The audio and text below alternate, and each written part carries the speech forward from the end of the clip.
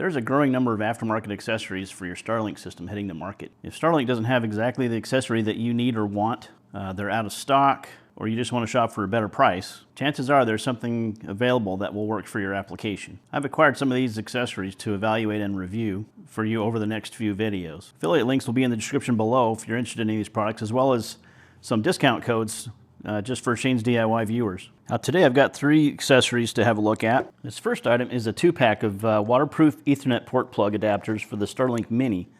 Now I don't have a mini dish here to demonstrate on, but the reason these caps are useful is because the Starlink Mini has an internal router. So all it really requires is a power connection, and this leaves the Ethernet port exposed to the elements, which can potentially damage the port. Let me pull these out and show you what they do. So it's a pretty simple little device. On one end you've got a little pad that has a double-sided adhesive that you could peel off. This gets stuck to the dish so that you can't lose your plug. And on the other end it's got the same weather-resistant gland that is on the Ethernet connection that goes to the dish. And this will effectively seal the port plug when it's not being used. So when your dish is outside in the elements, it's not going to be exposed to the elements, bugs, things like that. Can't get in there and damage the port. This is pretty handy to have on there because, you know, these mini dishes are going to be moved around quite a bit. They're going to be used outside. It's more of a portable solution for when you're camping and things like that. You might be carrying it around on a backpack, and you want to make sure that these, the ports are protected from the elements so that you don't get it damaged. But your pack comes with 2 of these, and they can just stick to the dish, and it's pretty simple. Not much to say about them. It is very flexible so that it fits into the port and seals it properly. It does swivel around. I don't know if you can see that, but it swivels so that you can get it inserted in there effectively and keep it protected. Certainly useful if you've got the mini dish. Now, one note that I would suggest when you install this, clean the dish with isopropyl alcohol before you peel the adhesive and stick it on there, just to make sure that it doesn't come off. Let's put that aside.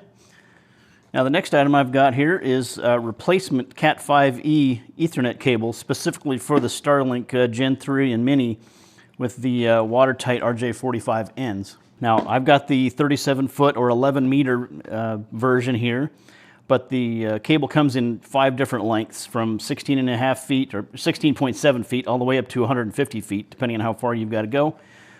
They have a length that'll accommodate you. Pull it out of the box here and take a look. So, you know, the reason you would need one of these, obviously, if one got damaged, you would need to replace it potentially. If you've got one like me, I've got it permanently installed in my house, and it goes down through the attic, and, you know, it's not easy to get out. So if I wanted to take my dish on the road, let's say I switched to the mobile plan, and I wanted to take my dish camping, you know, I would need an extra cable for that. You know, this is a pretty decent length cable that would accommodate you if you were camping. You know, 37 feet will get you anywhere around your camper or your campsite to where you can find a clear view of the sky. It's got little Velcro straps holding it together. You could keep those if you were going to be taking this in and out as you went camping or moving around. Pull these off and take a look. Now the cable appears to be very high quality. It's very soft, flexible. Looks like it would hold up to the elements. It definitely feels like a quality cable. Not some of the little nylon, like stiff Ethernet cables you can come across. And it does have the very soft, see if I can zoom in on that there, but it's got the rubber gland to seal it from the elements when it's plugged into your dish. The RJ45 connectors, they do come with these little caps. Pop that off. They got a metal shield around them. They appear to be decent quality. It's got the same little retaining clip that the original Starlink dishes do. So these cables are standard Cat 5 cables, same pairings. So if you did damage an end, theoretically you could replace that end with a standard RJ45, but you do need the gland or the little weather strip seal to make sure that it doesn't get liquid or moisture in it, because that's going to corrode these connectors and they're just not going to last very long. Although you could use a standard Ethernet cable with the standard clips that I mentioned earlier, it is important that you're going to want to use these different style of retaining clips. So I'll try to, hopefully you can see that there, but it's got a style of a clip that doesn't fully lock in. So when you push this in, it's very tight because of the weather seal, but this clip doesn't lock. So what happens if you were to try to use a standard Ethernet clip and you stuck it in that hole, it's going to go in that far, up to this.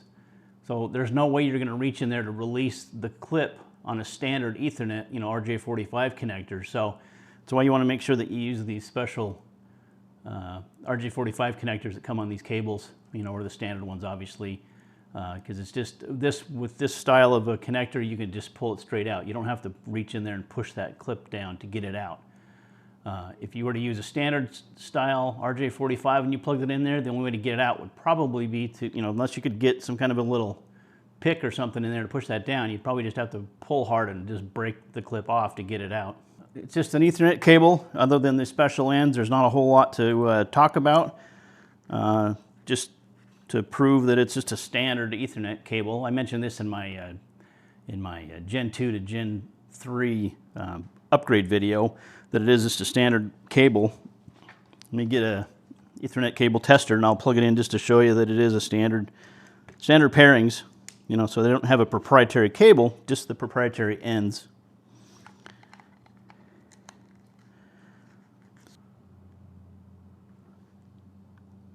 So you can see there it says pass, and then it shows that all the pairings are met up. So it is a standard Ethernet cable, RJ45 Cat5. Not much else to say about it, but definitely a nice cable and a nice option to have if you can't get the Starlink one, or you want to shop for a better price, or maybe you just don't need as long as one, because Starlink doesn't have as many lengths available as this company does. All right, let's put this away, and then we'll get to the last item. Now, last up for today is something that I actually really needed for my quote IT room. Is a wall mount kit for the it works for the Gen 2 and the Gen 3 routers and power supplies. You may have seen my other Starlink videos and saw my wiring mess that I've got in my my pantry, which is my IT room, that I have yet to deal with. And now this mounting kit, they call it a 5-in-1. Like I said, it works with the Gen 2 and Gen 3 systems. To hold the router in place up against the wall, and allows you to manage the cabling as well. It's got a place to wrap that around. Let's open this up and see what you get with it. So there's a little cover that goes over the power supply and cable management. Little box, we'll crack that open in a bit. Not much in it, but there's some hardware in there. So here's the lower section of the mount. This can hold the Gen 2 power supply in here. The little power pack can snap inside of that, or the larger one that, like I've got with my Gen 3 dish, will snap up into this upper area, or this bigger area. And then the top section is where you set the router that goes up in here. So set this box aside. Now this smaller box has a couple of pieces of hardware in it, not much. A couple of instruction little sheets. Some Velcro wire tie just for wire management. And it does come with some hardware. So you could either, you got a couple options for mounting. You can use this hardware for mounting it to a drywall. These are the drywall anchors with the screws, and the two main sections also come with a peel-off double-sided adhesive that you can stick to the surface. On my drywall, I'm not 100% certain if just the double-sided adhesive will be sufficient. I don't want it to over time fall off. It's got a bit of a weight to it with the router and the power supply. So I think I'm probably going to use the drywall anchors in my case, but we'll see when we get in there. I'm going to go through the installation with you once we get done talking about it.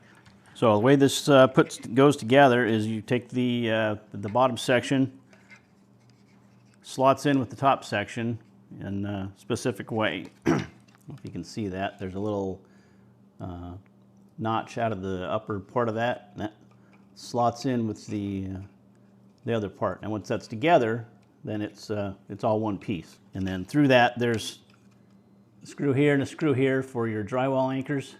And then there's one screw in the middle here. So there's 3 holes to mount to the drywall. The little pack does come with, yeah, so you've got 5 screws and 5 drywall anchors to work with. So you got some extras. You only need 3. So 2 there and 1 in the middle. And then your router will just sit on top of that. And power supply will slide in there. And then you wrap the extra cables you have around the this lower section. And then once it's all together, you have the little cosmetic cover that you just slide in, and that snaps on. That's pretty much all there is to show on the bench here. Let me go get set up in my little IT room in my pantry. Get this mounted to the wall and put the router on it and see how it looks. So I need to determine where I want to mount it.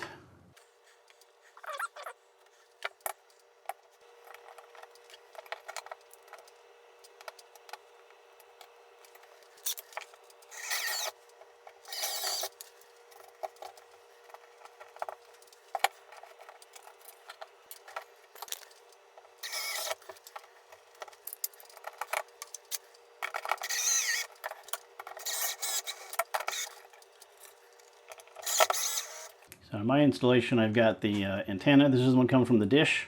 2 Ethernet ports. I've just got 1 Ethernet cable going out to an Ethernet switch, and then the power cable. And then those you're going to want to route out. Just the ones from the power supply that have the fixed length. For my antenna, I can just push it back up into the hole here. So I'm going to unplug the power cable, get that disconnected. Get that sorted out. First thing I want to do is get it snapped into here. So you just put it in there like that, and then you slide it through.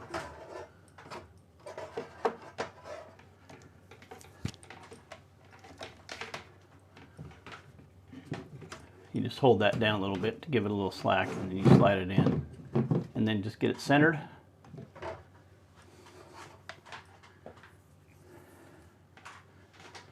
Now you just wrap the power cable around here to get rid of all that slack. So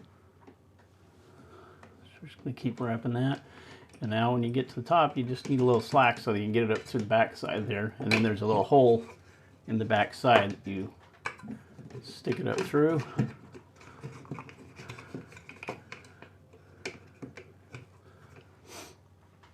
Now with that up there,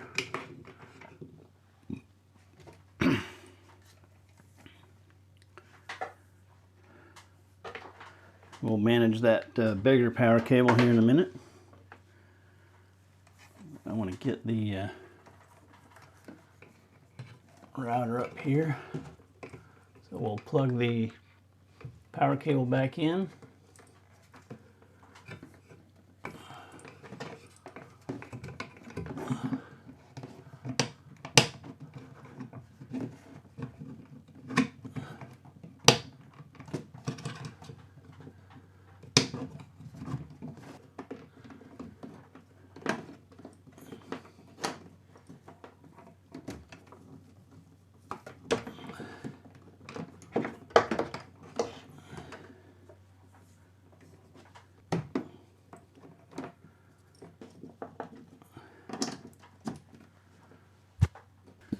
Well, let's get this snapped on.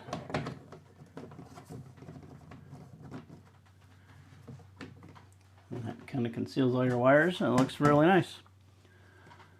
All right, so really happy with that mount. That's going to be helpful to clean up this mess. And thanks for watching today. Hope this was informative and helpful for you. Don't forget to check the description below for the affiliate links as well as the special discounts for Shane's DIY viewers if you want to pick up any of these accessories for yourself. Thanks for watching.